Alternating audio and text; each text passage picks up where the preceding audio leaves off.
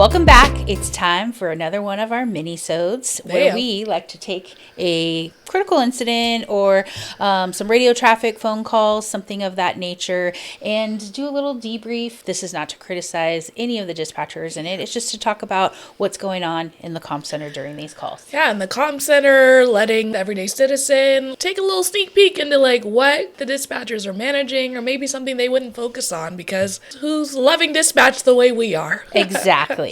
And we always like to remind everyone, please remember that we are going to be playing some radio traffic, some phone calls that may be triggering, depending, everyone's a little bit different, but we just like to give a little warning. Keep that in mind as we proceed through this mini-sode. All right, so first off today, we're going to start with a critical incident that is out of Aurora, Colorado. Oh, I've been there.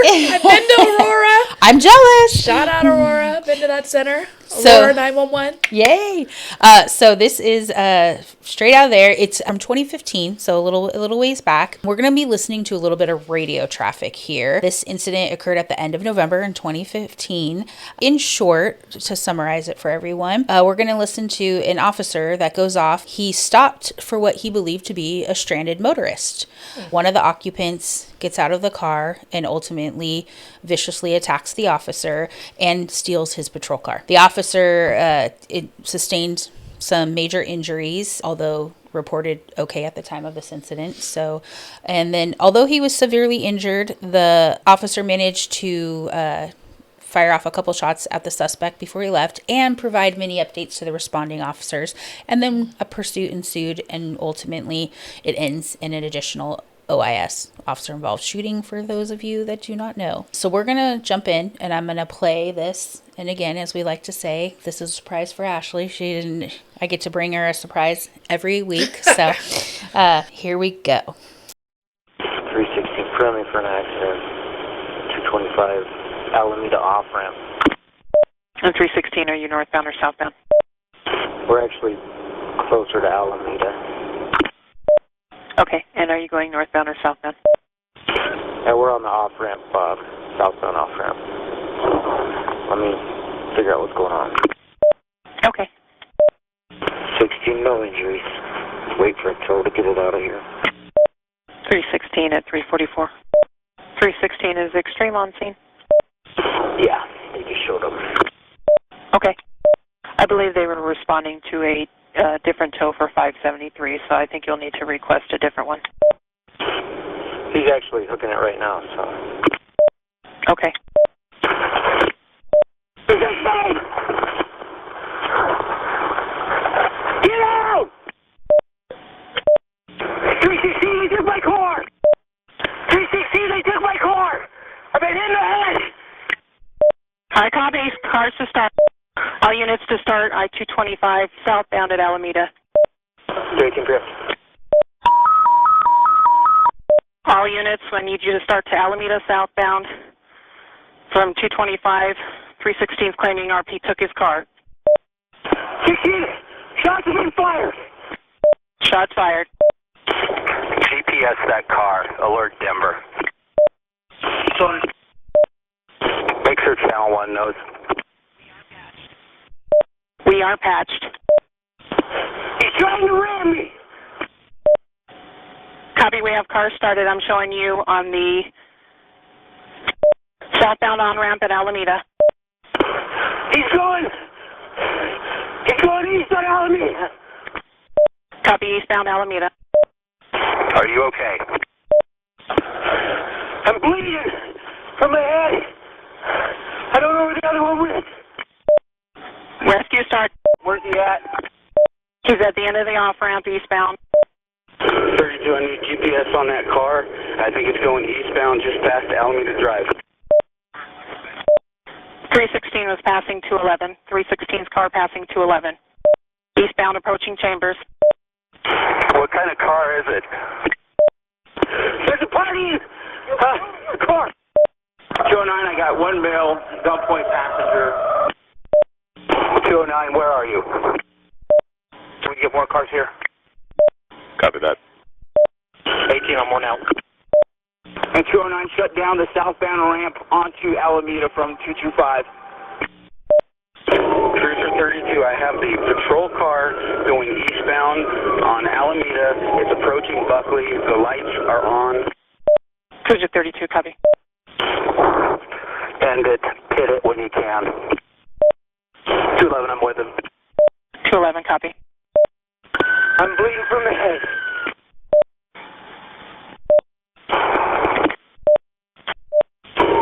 We're approaching, I want to say it's Robinwood. That's right where Alameda turns into Tower. Copy, eastbound Alameda turning to where it turns into Tower by the Robinwood condos, just north of Mississippi. What's your speed? 50. 11, you call it out. He's going in for the pit. D3 cars move for an intercept. Cruiser 51, copy. We're coming up to the turnaround Alameda where it turns to Mississippi on just before Tower. Shots fired! Shots fired, 358. Shots fired. Rescue hot. Supervisor. Copy, Alameda in Kentucky, shots fired. Supervisor needs to respond. On the way. D1 Sergeant 2 Ed, next, please. 18, I have him in the intersection. Alameda, Abilene. Alameda 225. Cruiser 12, Alameda 225. Cruiser 12 at 359. Tyler, start figuring out what's happened and do some notifications. Copy. Cruiser 13, I'm out 12 and I got it. 32, I just need some cars here. They can slow it down. Gonna need to set up a perimeter for the scene here at Alameda, Kentucky. Copy. Cars routine to Alameda in Kentucky. We need to start setting up a perimeter. Line of fire is to the north. We need those cars out of here. Line of fire to the north.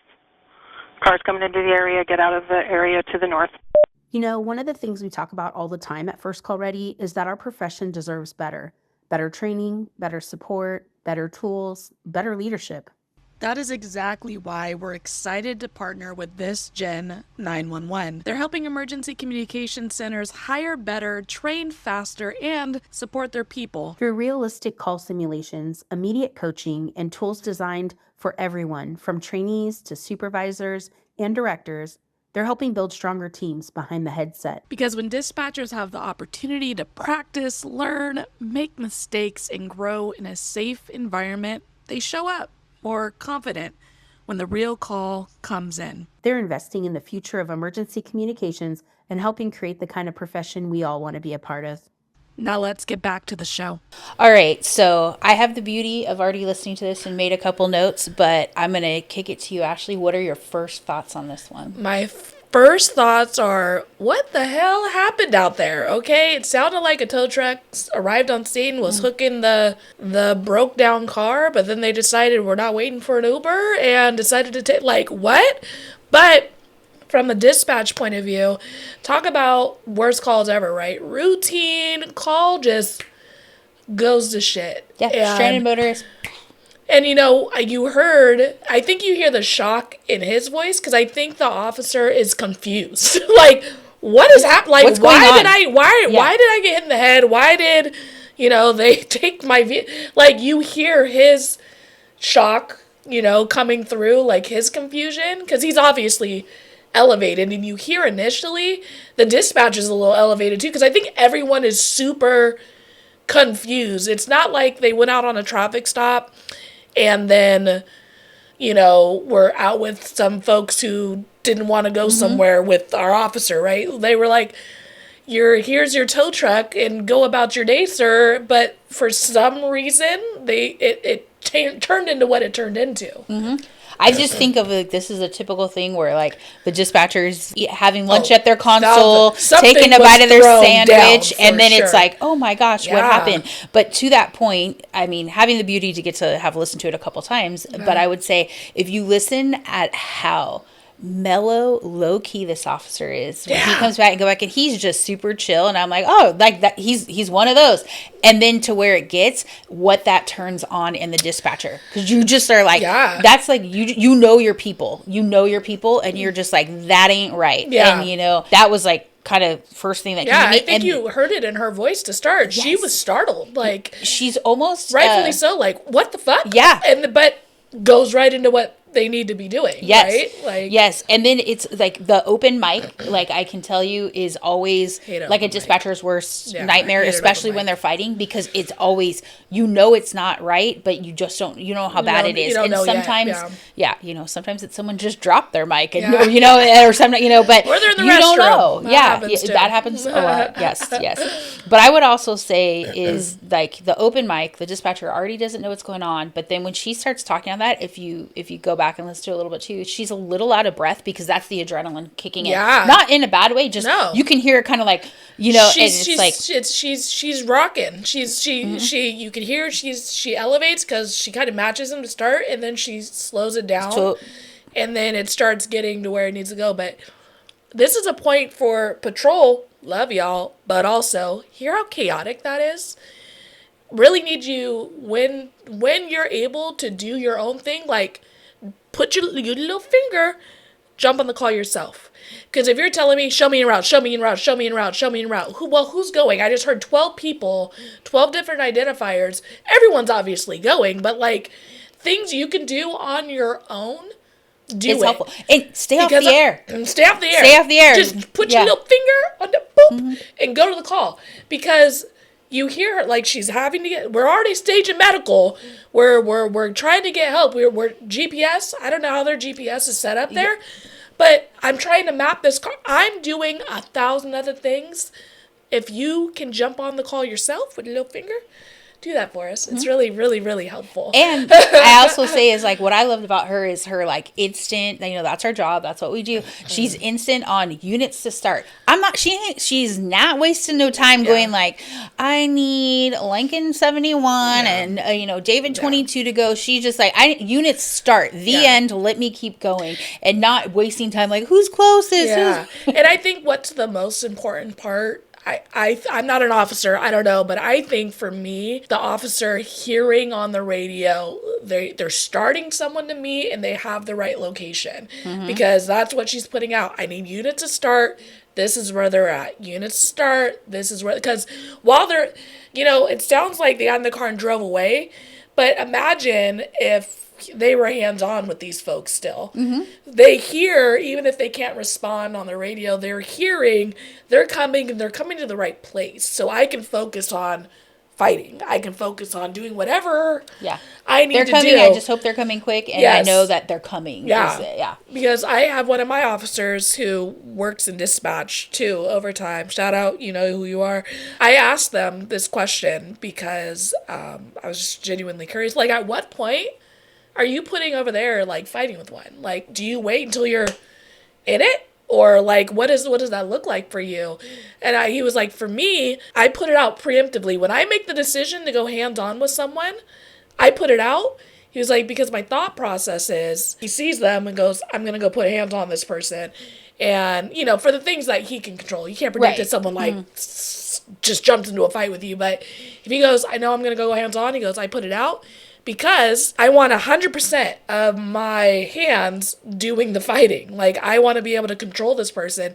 If I have to put out, I'm taking a hand away. Yeah, it could be a disadvantage. Right? I'm at 70% now when I need to be at 100. So he's like, so when I can, I put it out early, and so I can focus on what I'm doing, And that's a great conversation to have with your officers if you're working in a center now, like to get that and, like engage. That's that collaboration and engagement across the board. Like, let me learn more if we want them to learn, because also like, this is a great, do you play the call for them? It's like, this is all we heard. We have no visual to go with it. And then, like there's just no visual to go with the call for us. Right. I would also say, so like about the 137 mark, what I loved is when she says we are patched. There's a little bit of she clicks and there's an open mic and you can hear her partner in the background say, we're patched, which made me go, dang, that teamwork. I love to see it. I love how that feels. And that's so true what's happening on those. Like everybody drops everything and her partner is on it. But talk about good dispatchers can anticipate what your units need. So I'm not a sergeant, but I know my sergeant's checklist, right? So I start thinking, like my sergeant, start this person, because that's what you hear them going over the radio. GPS it. They were already, like, I know for a fact. They were already, they're like, he took the shortcut, they were already pulling it up, you know? Like, you have to imagine that. Like, okay, patch. The sergeant asked them to patch.